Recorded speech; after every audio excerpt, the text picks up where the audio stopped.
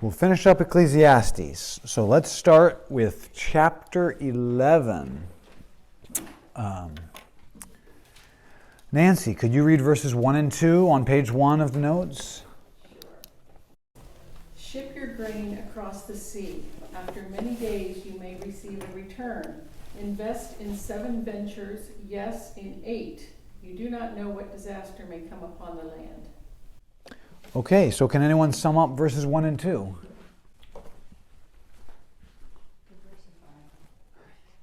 Yes, a good one-word summary. Diversify. Very good. You can see it's a pretty short blank, so it needs to be a one-word answer. Yes, diversify. Why? What is the reason it gives that you need to diversify? Because you don't know. The future is uncertain. Yes, you don't know. Very good. Okay, let's see. Penny, could you read verse 3? If clouds are full of water, they pour rain on the earth. Whether a tree falls to the south or to the north, in the place where it falls, there it will lie. Now, I remember reading this verse as a teenager and thinking it was hilarious. And I did not understand what it was doing in this chapter. It seemed completely unrelated. But it's not. That's why I have the summary of verse 3 in the same box, the green box. What do you think that verse is saying? Stuff happens. Yeah. Stuff happens and you can't control it. If the clouds are full of water and you think, oh no, I don't want rain today, guess what? It's going to rain, whether you want it to or not. And if a tree's falling over and as it's falling you think, oh, I want it to go the other way, well, it's too late. I once saw someone pulling a rope to make a tree fall a certain direction as his adult son was chopping it down. And guess what? It fell right on top of him because he was pulling it. Luckily, at the last second, he rolled out of the way. Okay. Verse 4. Whit, could you read verse 4? Whoever watches the wind will not plant. Whoever looks at the clouds will not reap. Okay. Can anyone summarize verse 4? Idleness. Oh, good. Yes. It's all about idleness and laziness because you're like, oh, I don't know. I better not plant. It's windy today. Better not go out and reap. It looks like it might rain. I knew a construction crew that would, if it looked like rain, they would all go to a restaurant together and sit around and wait and see if it was going to rain. Really, they just didn't want to work.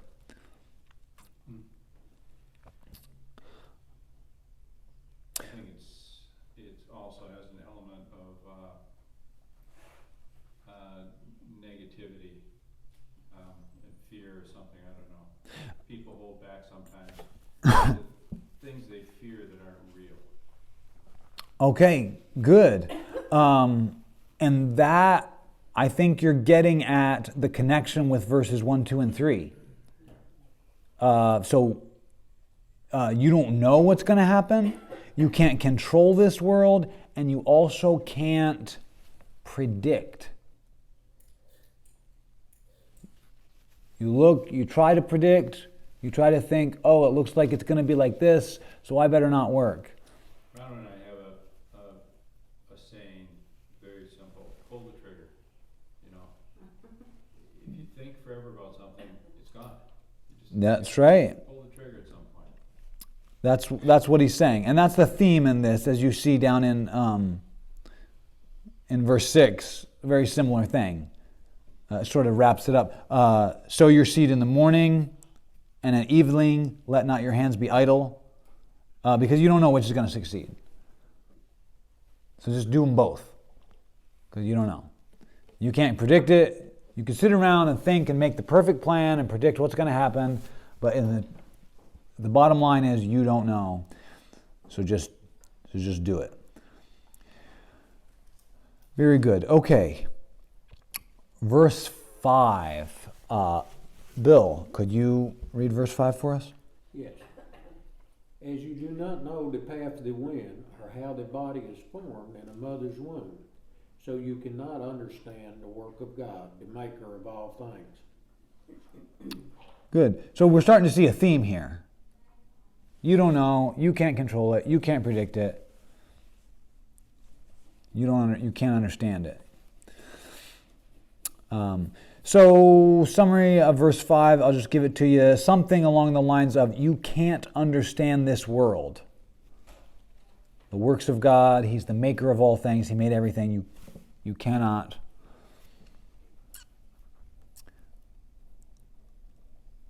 understand it. Okay, and now verse 6, we already talked about how it has a connection with verse 2. So it's about diversify, but in this case, diversify your labor. Just do them both, because you don't know. Okay, so the key theme for all of 1 through 6, what would you say? Don't know. Don't know? Yeah, human limitation. You don't know, you can't control it, you can't predict it. Well, do something. Yes, because you're so limited, you got to try and do a lot of things. You got to diversify, you got to try this, you got to try that, you got to work on. Yes, so it is taking the theme throughout Ecclesiastes of human limitation and adding a proactive stance to it. So you can already see that things are shifting. In fact, it's very similar to 9:12, but with a different bent. Tom, could you read 9:12 in the purple box on the right? Moreover, no one knows when their hour will come. As fish are caught in the cruel net, or birds are taken in a snare, so people are trapped by evil times that fall unexpectedly upon them, as in the Ukraine right now. Yeah. So it's a very similar concept as 1 through 6 of chapter 11, but a much more negative take on it. Let's just talk about the connections between what we just read, 1 through 6, and then 9:12. What are the similarities between 9:12 and 11, 1 through 6? Don't know, be prepared. Okay, yeah, I don't know what's going to happen. Good. Okay. And no one can predict the time when the Lord will come. yeah, that's right. You can't predict anything, but especially not that. Good. Okay, and what are some differences? Well, 9:12 speaks about being trapped by evil times, and chapter 11, it's just, your ship may come in or it may not.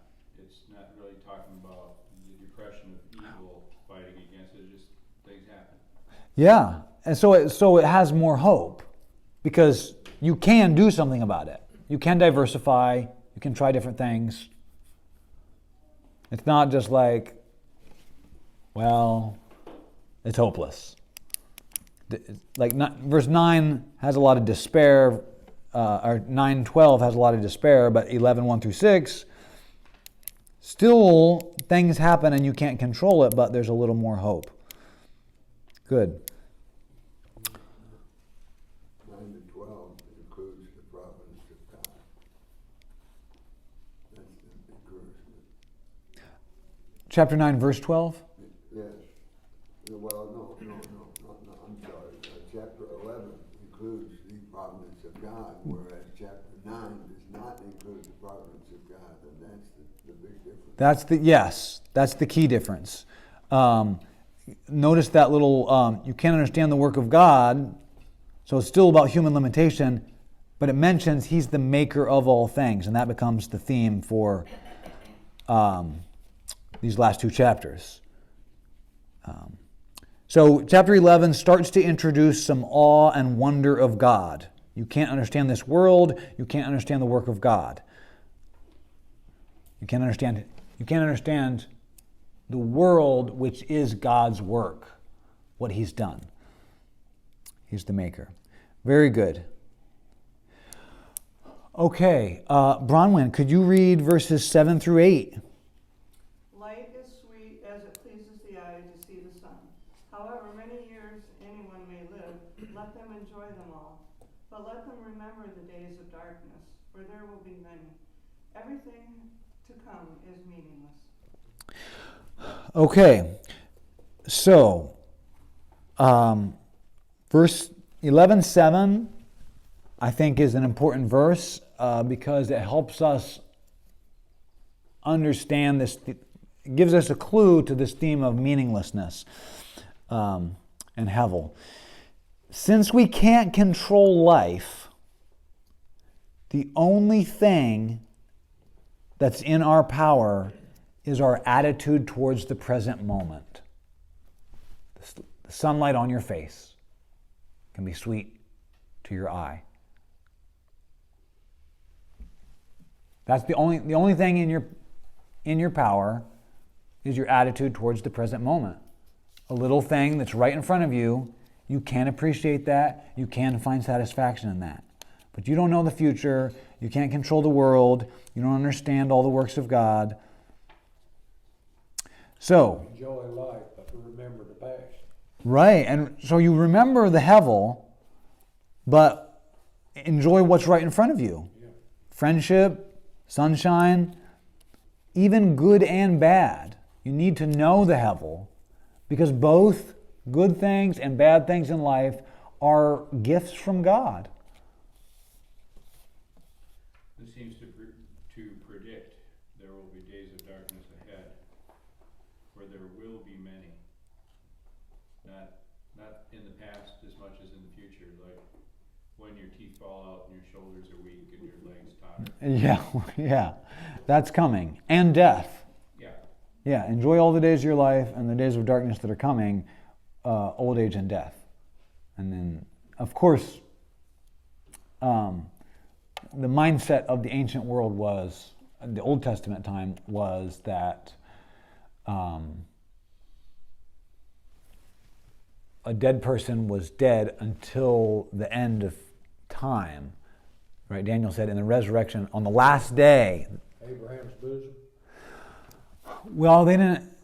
Some of that wasn't revealed in the Old Testament. Yeah. But they saw it as history will go on, and on the last day, multitudes who sleep in the dust will awake. Some to everlasting contempt, and some to everlasting life. Yeah. So that's the last chapter of Daniel. So they saw that a little differently. And that's why Paul says a mystery that has been hidden from ages past is now revealed. That's Christ in you, the hope of glory. So there was mysteries that became revealed once Jesus came. Okay, so what was the teacher's quest in this book?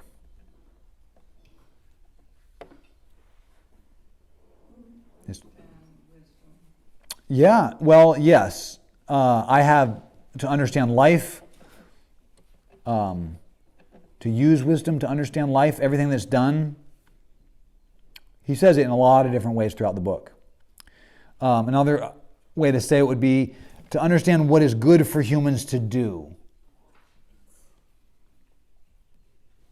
From what I can read here, and what the wisdom of God is put in my heart, is that these things are not important and we shouldn't focus on them. That each day, like it says, we should have our joy for what we do have around us. And also the fact of being anxious for nothing. Like not anxious to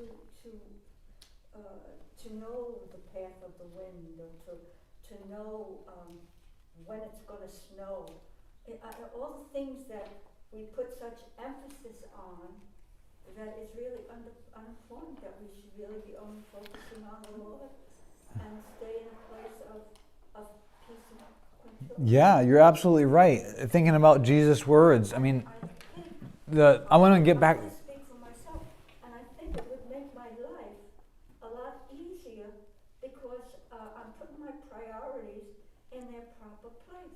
That's right. So priorities is a huge theme. I just want to. That's what I'm reading into here is that you've got to know Yes. what it's all about, and all of these other things. Even like when we listen to the news, that's not important. Really, it's important, but it's not important enough for us as individuals. It's very important for those who have got to run it. Right. Let me just. I want to get back to the beginning of what you said when you said about be anxious for nothing. That's a lot of the things you're saying are important, and the priorities is very important in this. And the be anxious for nothing. Jesus' teachings were steeped in the Old Testament.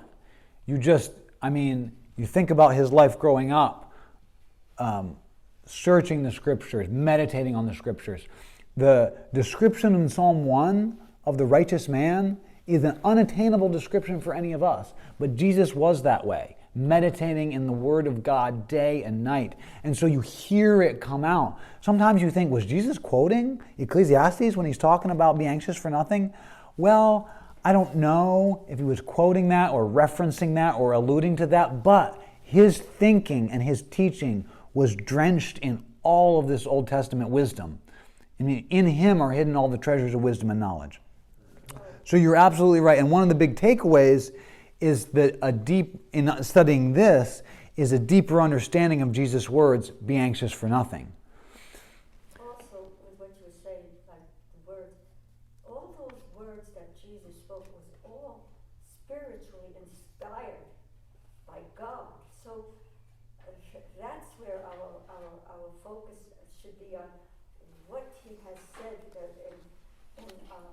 in John and all the red highlights of what Jesus has spoken. And that's all superficial, not spiritual, that it's all inspired. So that's what we have to thirst for. That's what we should, because that is the honest God's truth.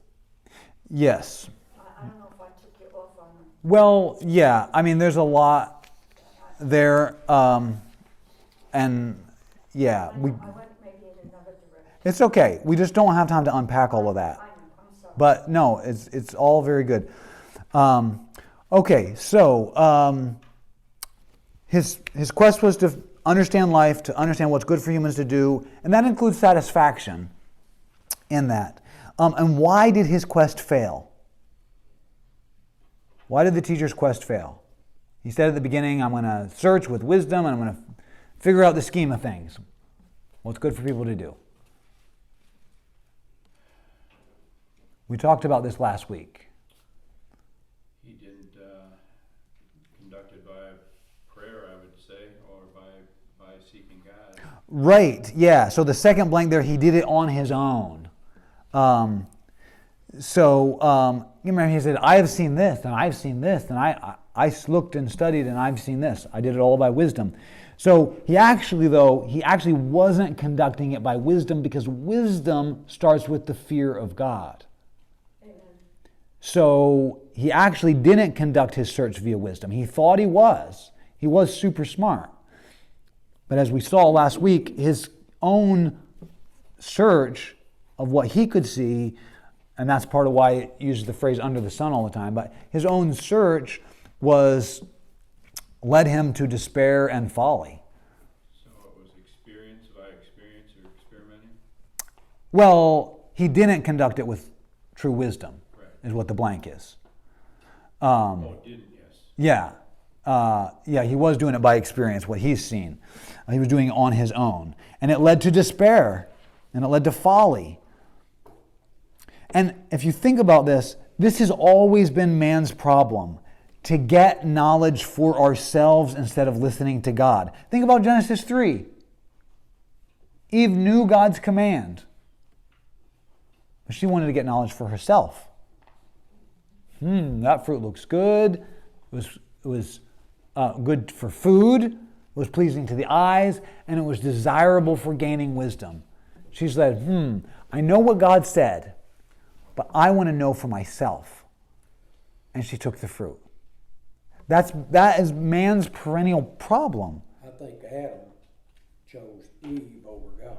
I think he knew better. Adam knew better, but he chose Eve. Yeah, very little is said about that. But if you read That's my take on it. if you read John Milton's Paradise Lost, he agrees with you. Yeah.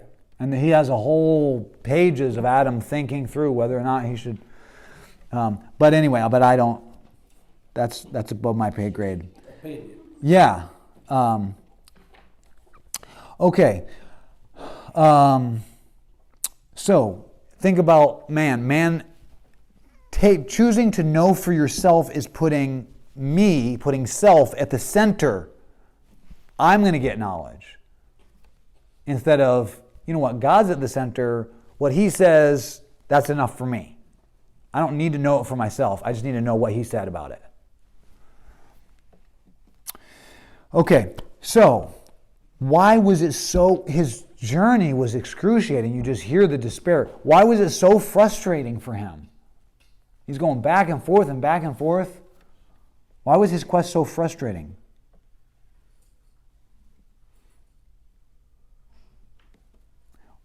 Well, because he knew he was a believer. I think he was a believer. I think Solomon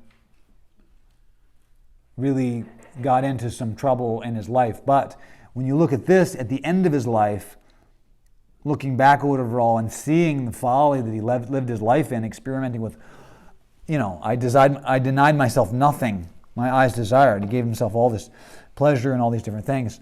But looking back on it, he knew the truth. He was a believer. He knew that there was meaning to life. And so the fact that he's a believer makes this very applicable to us. He knew that there was meaning in life, and yet everything he saw with his eyes was that there was no meaning, no justice, and no way of understanding life. So he's like, I know this is true, but what I see with my own eyes, they don't match up. That was the heart of the frustration for the teacher. And this has always been the great struggle of faith, all the way back from Abraham, the father of everyone who has faith. Do I believe what God says or what I can see for myself? Because God said I'm going to have a lot of descendants, but what I can see for myself is that I'm too old to have kids and that Sarah is too old to have kids. So God says I'm going to have kids, but when I look and I think, I can tell we're not going to have kids. So what do I go with? With what God says or with what I can see? That is what faith is all about. It's a contradiction. That's why unbelievers think that Christians are crazy. Wait, you spend an hour every morning talking to someone you can't see? That sounds crazy to me. It's got to be total dependence. It's got to be total dependence. It's a great struggle. Okay, page 2. So, chapter 12 introduces a better way of knowing. Let's find out what this is. So, clearly, knowing for yourself. Chapter 11 was all about you can't know. You just can't know. You can study it, you can study the clouds, and you can study the wind, but all you're going to end up doing by doing that is being lazy. Because you can't know. But chapter 12 introduces a better way of knowing. Okay, so we're going to read this section. Remember your Creator in the days of your youth. Notice at the bottom, there's all kinds of references to time, and there's all kinds of metaphors. And then we're going to talk about summarizing it. So, as we read through it, Nancy, could you read through it for us, all of that, 1 through 8 on page 2, and just be thinking about references to time, all these metaphors, and then we'll summarize it. Remember your Creator in the days of your youth, before the days of trouble come, and the years approach when you will say, I find no pleasure in them, before the sun and the light and the moon and the stars grow dark, and the clouds return after the rain, when the keepers of the house tremble and the strong men stoop, when the grinders cease because they are few, eating and those looking through the windows grow dim, when the doors to the streets are closed and the sound of grinding fades, when people rise up at the sound of birds, but all their songs grow faint, When people are afraid of heights and of dangers in the streets, when the almond tree blossoms and the grasshopper drags itself along and desire is no longer is stirred, then people go to their eternal home and mourners go about the streets. Okay, pause real quick. The word eating wasn't in there in verse 3. I apologize. That was a note to myself that didn't get fully deleted. And then a few lines down, drinking is the same thing. That's not in there either. I apologize. But before we go to the next remember him, let's pause there because it's a lot. Did people see a lot of references to time?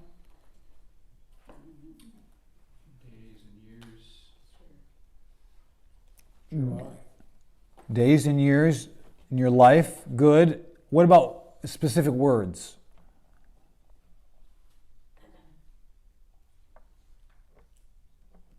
Days and years, days of your youth. But notice every verse before this, when, when. And then the last one, at the end of verse 5, desire is no longer stirred, then people go to their eternal homes.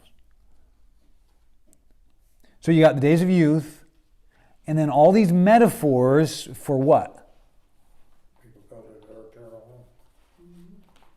home. Metaphors are for different parts of our existence, like our legs and our teeth and our arms and everything we count on to get the job done every day. Yes.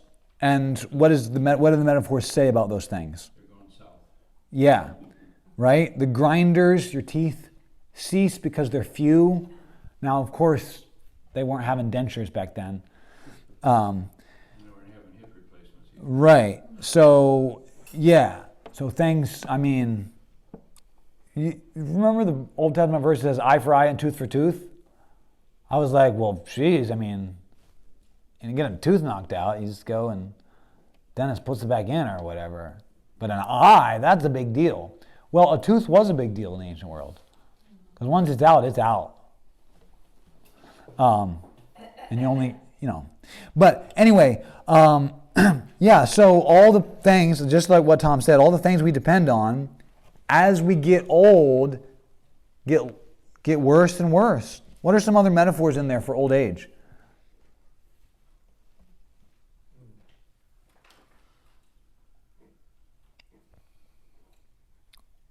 What about the sun and the light of the moon growing dark?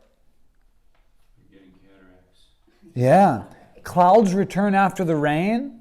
Well, after the rain, it should be nice and sunny and bright, right? But if your eyesight is dim, it's like clouds return even when it's not raining, even when the rain's over. The keepers of the house tremble.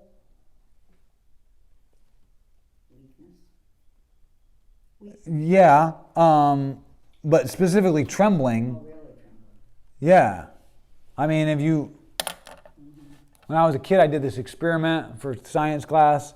We had to take this little wire and put it over the little thing, and if you touched, the light would come on. So I did different age categories, right?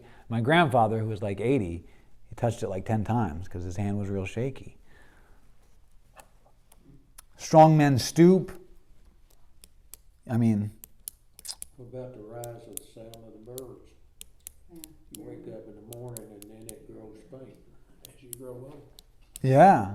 And I don't know if this is true, but from what I hear, the older you get, the harder it is to sleep. Sleep? Yeah. I remember my grandparents saying, well, they couldn't sleep in anymore. Like, man, I wake up at 6 and I can't go back to sleep. And I'm thinking, I don't have that problem. But anyway, wake up at the sound of the bird. Yeah, and the sound, hearing, the singers, their voice grows faint. So all kinds of metaphors for old age. And then so during those years, all those, as things are fading, then, the end of verse 5, go to your eternal home, and the mourners go about the streets. And now, Nancy, if you could finish 6 through 8, but don't read the word drinking. Okay. Sorry. Remember him before the silver cord is severed and the golden bowl is broken, before the pitcher is shattered at the spring and the wheel broken at the well, and the dust returns to the ground it came from, and the spirit returns to God who gave it. Meaningless, meaningless, says the teacher. Everything is meaningless. Okay, so what's the summary of that? Chapter 12, verses 1 through 8.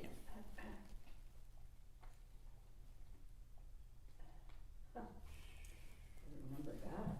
Yeah, remember your Creator before you get old and before you die. Notice that the move towards death is gradual in this passage. It mentions youth, and then it says before the days of trouble come, and things get like this, and then this, and this, then eventually you die. And that reinforces this theme in the book of Ecclesiastes of the march of time, which reinforces that even when you're young, I mean, if you read between the lines, it's not like, well, you're young, and these people are moving towards death. No, from the day you're born, you are marching towards death. And if you forget that, you will waste your life for pleasure like Solomon did. If you forget that that's where life is going.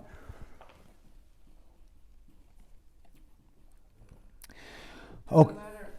No, go ahead. If you're a believer or not, your days are accountable to God. That is absolutely right. We are all going to answer for how we spent our years.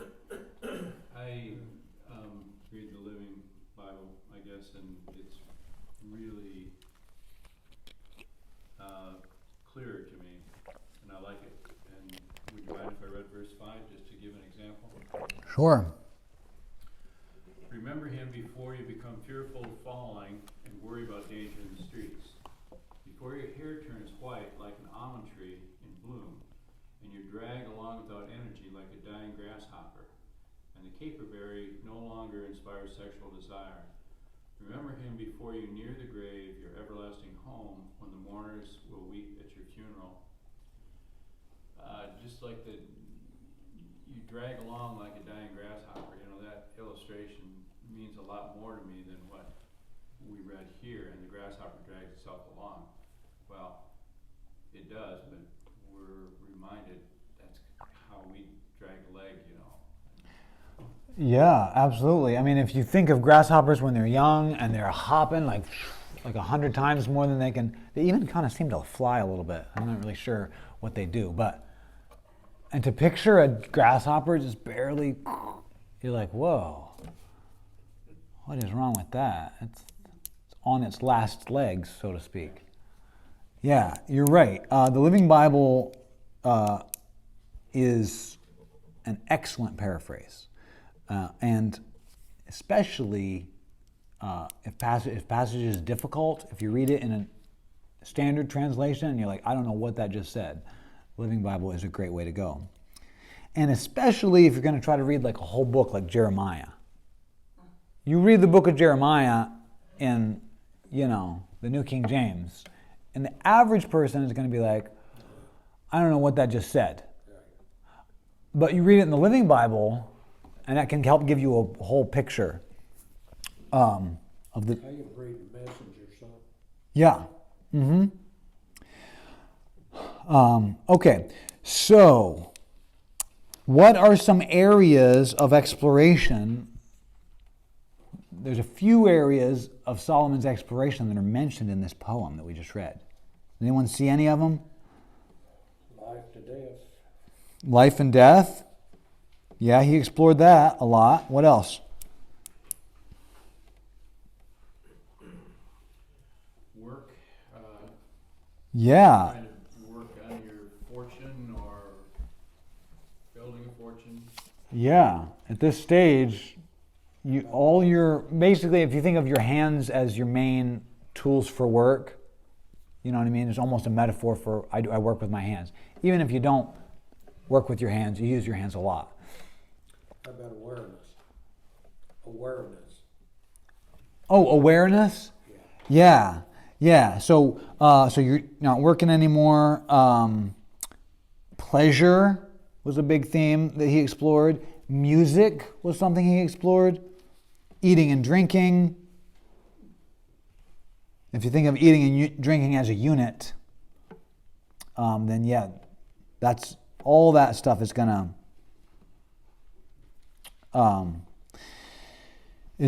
to cease. And so while this is all about a new way of thinking, instead of thinking in terms of, oh, life is meaningless, life is meaningful, let me think in terms of just remembering my Creator in all the different aspects. At the same time, it reinforces the fact that those things are hevel. Those things are meaningless because they're all going to end. But now I'm going to try to not, remember I said this is a new way of thinking about it, and it's the thinking in terms of remembering my Creator. I was thinking that when you were talking about Hevel, or Hevel, people work and work and work to accumulate more and more and more. And the older you get, and you're not as strong as you used to be, you can't take care of what you used to take care of, and it all becomes meaningless. Amen. And things are just things. And when I used to work at an assisted living place, and you see people that probably at one time had these gorgeous homes, and now they're reduced down to a smaller way of life, and then perhaps maybe to one room. How many people die? So it is all hevel. It's just stuff.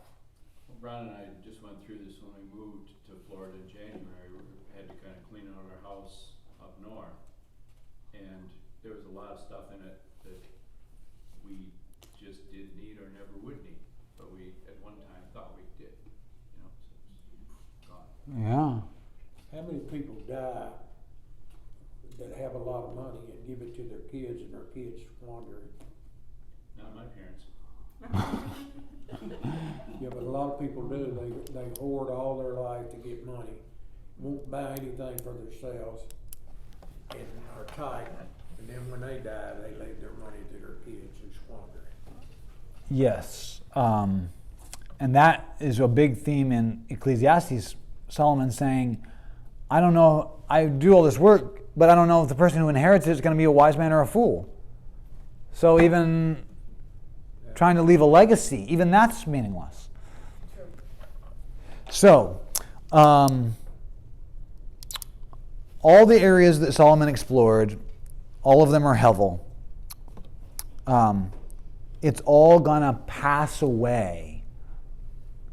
I use pass away because that's the way this poem describes it.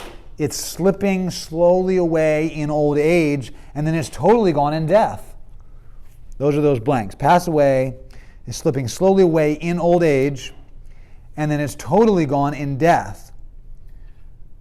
So, if that's the case, if that's the way life goes, then what's the conclusion?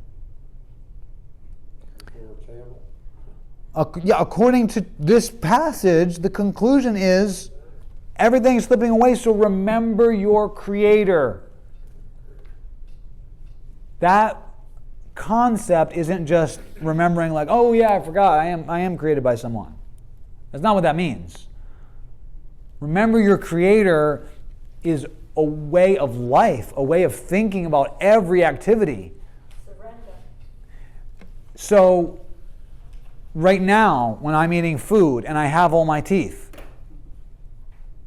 I remember my Creator made these teeth. He gave me these teeth.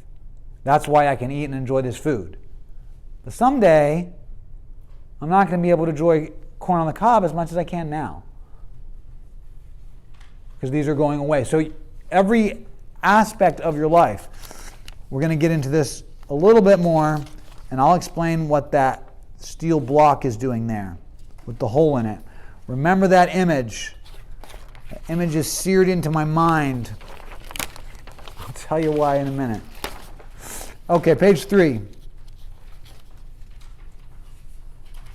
So, it's the same thing we just had, except I filled in the blanks here, so we can think about that, right? Because everything in our lives is slipping away, therefore remember your Creator.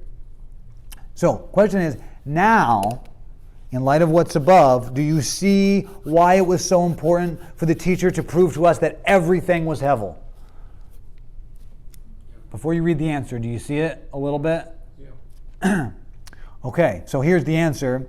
Because now we see that those things don't have meaning in themselves.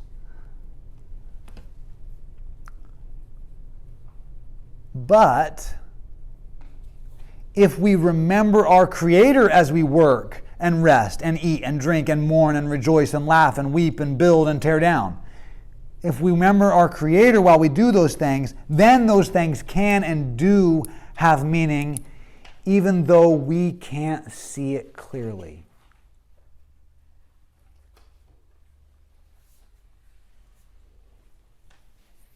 So it's a both and. On the one hand, you need to know it's just hevel. This is what Marty was saying. And this is what Tom was saying when they cleared out their house. You realize all this stuff I thought was important, I spent money on, I spent time on, I worried about storage space for, it was all hevel.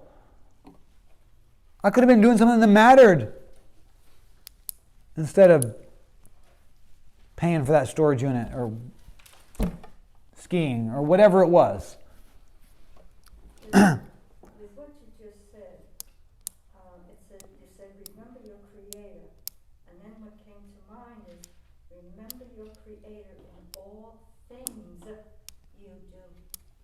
That's right. Yeah, so that's why... All things, not just when you sit down and you praise God, thank God for the food or whatever, but in all things.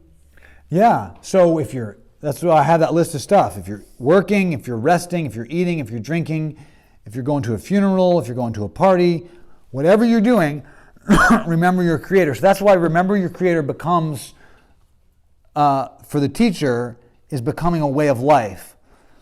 And he didn't figure this out until he got old, and that's why he's saying to the reader, do it now. Don't wait until your life is over and you're looking back.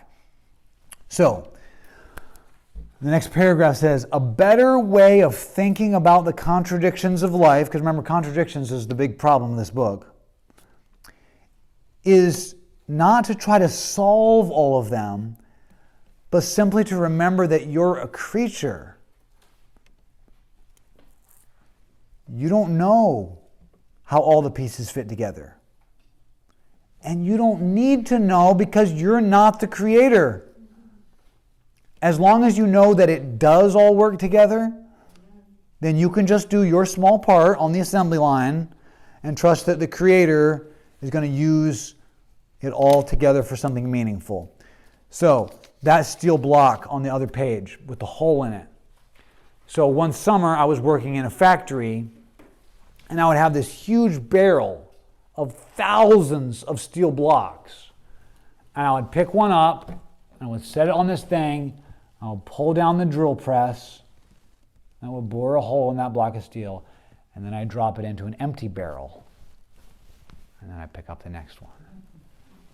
And I would do that for 8 hours straight. I feel for you. And so here's the thing, the funny thing about that. To this day, I don't know where all those steel blocks, if they were going on motorcycles or cars.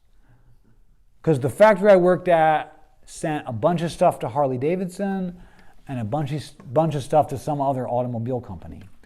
I have no idea what that block did. And yet I was spending my life making those. But you know what? I didn't need to know. I need to know they needed them. They did something. And as long as I could put the right size hole in the little steel block, I was doing my part. And I earned my paycheck. I hated my life. And I quit that job as soon as I could, and I thought, I'm going to go to college because I don't want to do this the rest of my life. Yeah, you've done right. But, so there is a way in which the little things you have to do in your life, you need to know they're hevel or you will waste your life on them. But at the same time, if you remember that you have a Creator, they can have meaning. Consciousness. Gotta be conscious of God. So, what are some ways that we can remember our Creator in the following activities? There's more. But I just put cooking, eating, talking to someone at church, driving, doing dishes, talking to your spouse, taking out the trash, balancing your checkbook, reading the newspaper, listening to music, to list a few things we do in our life. What's a way we can remember our Creator as we do those things? Well, I invited him to share my golf drive with me. And it didn't help my drive at all, but I enjoyed the company. I think he was amused. Okay, you're talking about your Creator. Yes. Yes. Okay. Getting ready to tee off, and I just think, God, you want to join me on this one? And he joined you, but he didn't. He didn't help. He didn't. But he joined me. I like to talk to the Holy Spirit as I go, consciously. Everything I do, I try to ask the Holy Spirit. And be the Holy Spirit. That's really, that's the heart of what we're trying to get at. But I want you to be more specific. So give me an example of while you're doing a task. A simple task. Like balancing your checkbook, or talking to your spouse, or washing a dish. How do you remember your Creator in that, doing dishes?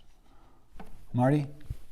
Well, I had a dishwashing story that years ago I had started this job, and I didn't understand anything they were teaching me. So I decided I needed to take a computer course. So I went to a night school, high school, and I didn't understand anything I'd learned all night.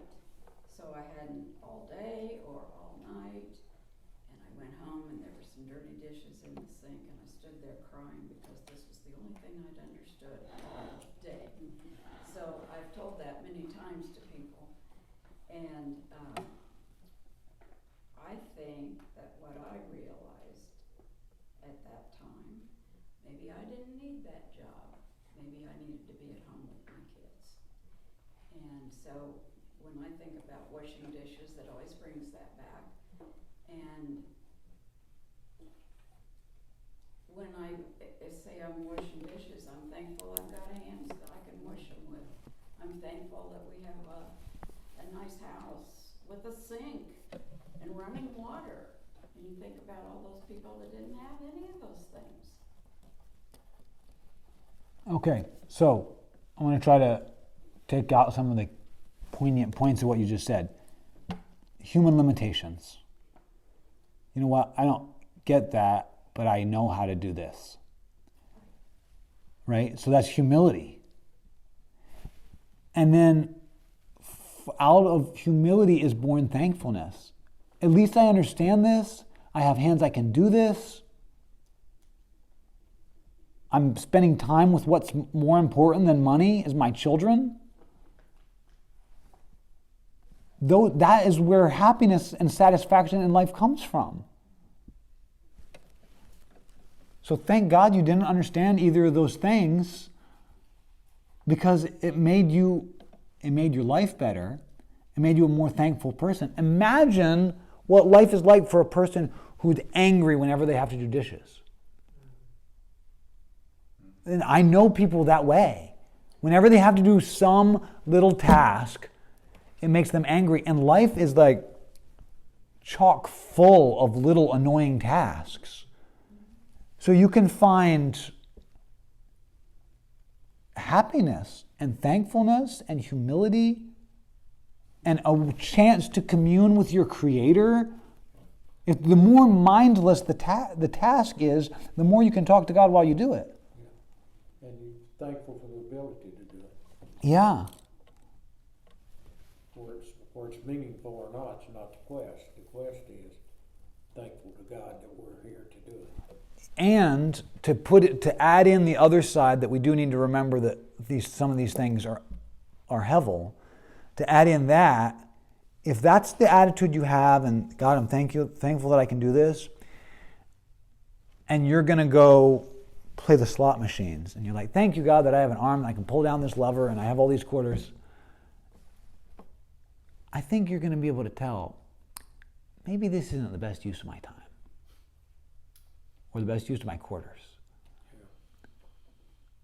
Because if that's your mentality, you're going to be able to sift out some of the entangling aspects of life, and you're going to be able to appreciate the simple things in life.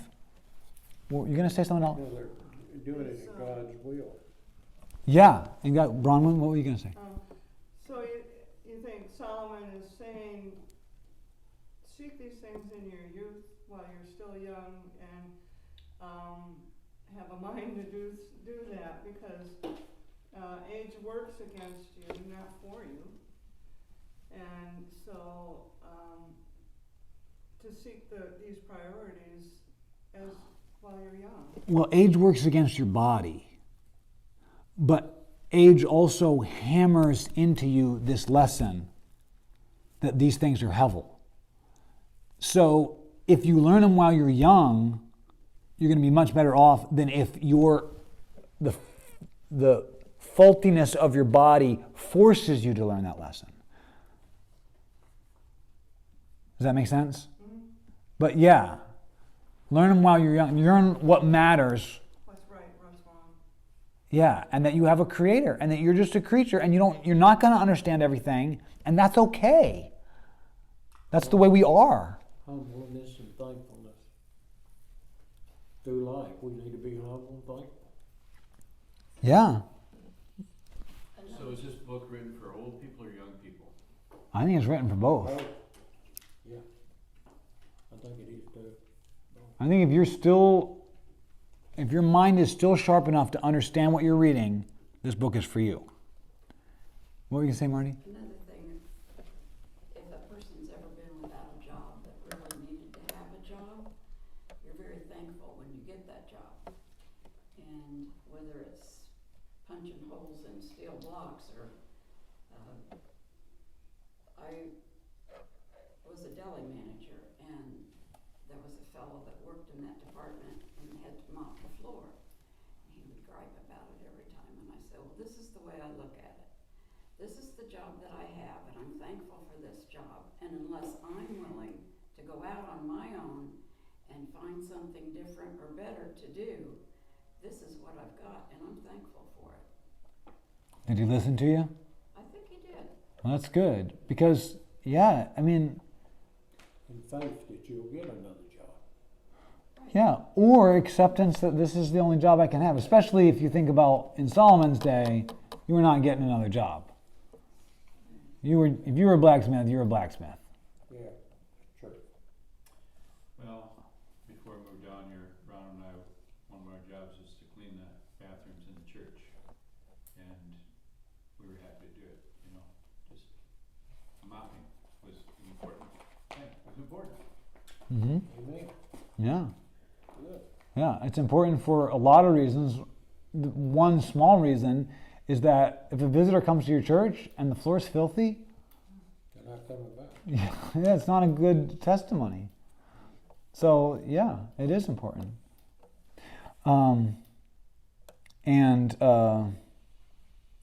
It's very important to never get to a position to think, I'm too good to mop a floor. No one should ever be there. Another thing I'll say is that I worked at Mission Oaks, and I worked in activities, and then I helped them do other things. And so I started cleaning, and I was cleaning the bathrooms. And I felt like the people that are living here, number one, they're not able to do for themselves. And besides that, their families are paying a lot of money for them to live here. They deserve to have a clean bathroom, and I did it like I cleaned my own bathroom. Yeah. Yeah. Well, I mean, the New Testament makes some of these things even more explicit. Even if you're a slave and your job is to clean up the horse stall, do it like you're doing it for God. If God came down and said, can you clean my horse stall? Yeah. I would do the best job anyone has ever done on a horse stall. Yeah. But when I have to do something like that for myself or for somebody else or as part of my job. I mean, if I think about with a small amount of shame, like when I was doing those blocks, I probably could have gotten through, an extra 100 of them if I'd working it really good and getting one ready as it's coming down. We're doing it like that. I wasn't doing it like I was doing it for the Lord. Success is doing your best at all times. On the other hand, with the drill press, there's a safety factor in how fast you do it too. Well, yeah, I know. But I just want to say, I want to keep, as we talk about the meaning that Ecclesiastes is teaching us, that there is meaning in simple things. But it keeps reminding us. That's why the poem ends, where is the poem? With everything is meaningless. Everything's hevel. It keeps saying that, but don't forget that everything is hevel, because you can get caught up in the things of this world. And the only thing that gives a meaning is the true world, is the Creator. So, the things that are not of this world, the things of heaven. Penny. Also, my feeling too, just the whole, I haven't been here the whole time, but this is so that throughout eternity, time, all human beings will know this is how they felt then, this is how we feel now. I mean, your emotions are no different in your thinking than from people of other times. Oh, yes. So it's in here so that we know that. Uh-huh. Yeah, that's a really good point. Yeah, sometimes you read this stuff and you think, people really thought the same way 3,000 years ago? Absolutely. They sure did. Human beings are human beings. They just didn't have little screens in their pockets. Okay, so we got just a little bit more. Question. The narrator says, well, we got to read 12:9. I don't know where we're at. Marty, can you read chapter 12, verse 9 in the middle of page 3? Not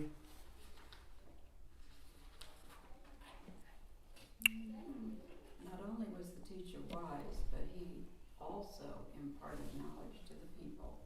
He pondered and searched out and set in order many proverbs. Let me go on. Yeah, the next one too, sorry. The teacher searched to find just the right words and wrote, and what he wrote was upright and true. So, does the narrator said, man, that guy was depressed, you shouldn't have listened to him? No. He was wise and imparted knowledge. Yeah, he was wise and imparted knowledge. He was good. So one of the things is that we need to lay aside as much hevel as we can. But the hevel that we can't lay aside, we can find true joy and satisfaction in. Okay, and Bronwyn, can you read verse 11? The words of the wise are like goads, their collected sayings like firmly embedded nails, given by one shepherd. Be warned, my son, of anything in addition to them. Of making many books there is no end, and much study wearies the body. Okay, so there's a lot in there, but the only thing we have time to talk about is the beware, my son, of anything in addition to them, and then of the making of books there's no end. We just saw how much trouble the teacher got into by autonomous investigation, doing it for himself. So be careful. He's not saying that study is bad, but be careful. Our pursuit of wisdom must begin with fearing the Lord. If you start with yourself, you're going to end up in despair. Okay, also, we must root all thinking and all actions in the mindset of He's the Creator of everything and of me. He's the Creator. So that brings us to the conclusion of the matter. Tom, could you read 13 and 14 for us? Here is the conclusion of the matter. Fear God and keep His commandments, for this is the duty of all mankind. For For God will bring every deed into judgment, including every hidden thing, whether it is good or evil. Okay. So, what is the motivation to fear God and keep His commandments? That's it. Everything I do. Yes, that's the answer. He will judge every action and every hidden thing. That's the question in the gray box. Okay, so here is the order in time. God created the world, and God created me. And now I'm doing actions and things, doing lots of actions, and I need to pursue those with wisdom, but then I'm going to die, and then He's going to judge every action, every thought. So I need to live with the past and the future in mind. That's why the theme of time was so big. God created this world. God created me. I'm going to die, and then I'm going to be judged. So thinking about those two things, can not just influence, but those things can totally, be the root of all the actions I do. I can appreciate beauty and I can paint a picture because God created that sunset. And I can do this to the glory of God. And I'm going to die and I'm going to be judged. So am I just going to spend my life admiring sunsets? So there's all these different factors involved. But if you keep yourself rooted in the fact that God's the creator of the world and of you, and that you're going to die and you're going to be judged for everything, that's a totally different way of viewing the world than the way the teacher did.